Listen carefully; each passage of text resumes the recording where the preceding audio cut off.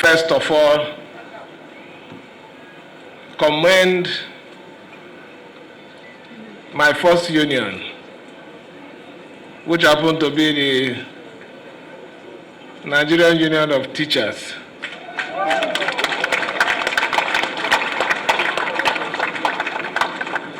I was really impressed and a wonderful presentation here. God will continue to strengthen you. Amen. Let me also specially recognize the Senior Staff Association of the Civil Service, which I happen to be a member too before I left the normal civil service to become your governor today. God will continue to strengthen you people too. Amen. This is not to say that I don't recognize every other union. You're all great.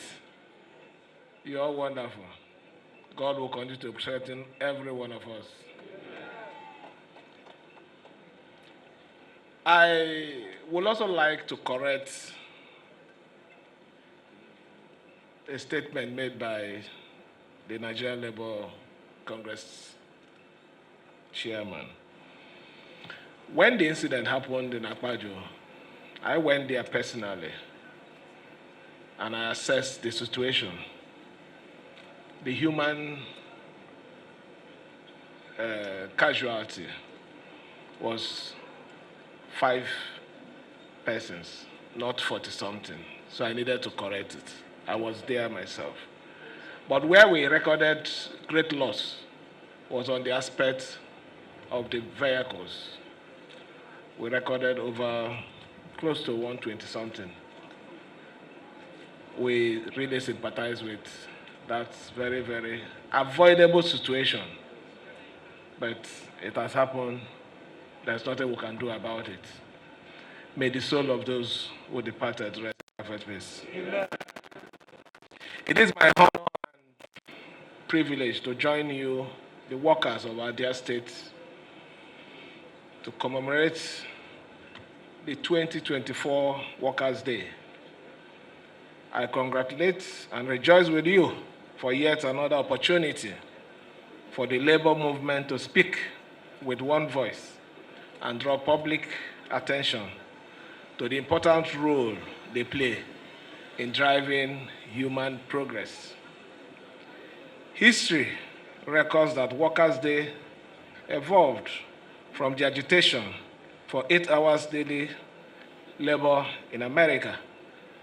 Today, it has expanded to become an important day for honoring the sacrifice and contribution of workers to wealth creation, nation building, and human progress across the world.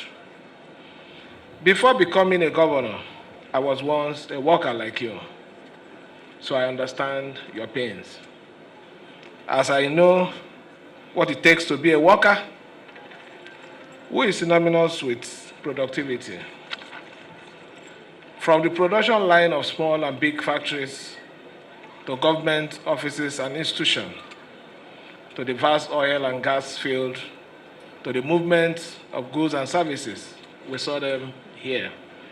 And from the city to city, remote parts of our country, the identity of workers always resonates with service delivery, wealth creation, and the advancement of human civilization. Just imagine how Rivers State was when it was created in 1967 and the progress it has recorded since then. The schools, including the universities, hospitals and healthcare centers, roads and public housing projects, and the commercial, industrial, and transport infrastructures, including the airports that we have today, the rail stations, the seaports that were built, maintained, sustained by who else? The workers that we're celebrating today. Rivers State is what it is, strong, resilient, and vibrant because of its workers, our local government and communities, are what they are because workers are doing their jobs. Our nation is the largest economy in sub-Saharan Africa, only because of the commitment, the effort, and the achievement of our workers. What this means is that there can be no nation building or progress in society without the input, the effort, the sacrifice. As a government, we recognize this role, the importance, and the relevance of workers to the implementation of our policies, policy agenda for economic growth, provision of infrastructures, social progress, and advancing the welfare and well-being of our citizens. This is the reason we are here, not only to celebrate with you, but also to reiterate, reinforce, and reassure us of the inseparable bond we have with organized labor as partners in progress. Well, we may have reasonable causes of disagreement, which is normal in every social relationship, but we cannot afford to be at each other's throats and neglect our common responsibility to advance the peace, the security, and the progress of our state. Lest we forget the social contract bind not only to government, it applies to the workers as much as patrons. In my inaugural speech, I proudly reiterated the fact that labor was my primary constituency, and it will remain so ever as a governor.